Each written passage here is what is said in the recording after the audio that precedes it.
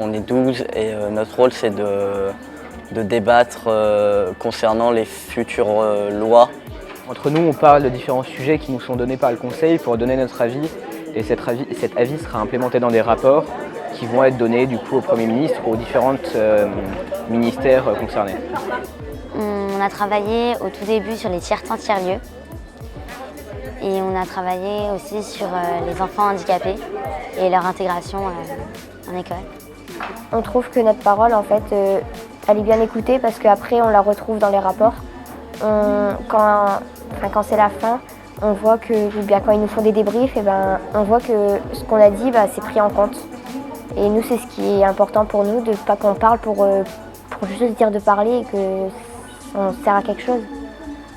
Je trouve ça vachement important parce que sous prétexte qu'on n'a pas 18 ans, on ne nous écoute pas, alors que la plupart des décisions qui se font ici, ça nous concerne. Et quand on n'a pas notre point de vue, des fois les choses elles se passent pas forcément bien pour nous.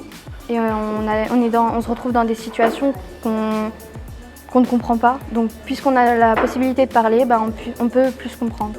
La création du Collège des enfants et des adolescents du Haut Conseil de l'enfance de HCFEA repose sur un principe démocratique qui est que les publics concernés participent à l'élaboration des lois et des réglementations qui les concernent.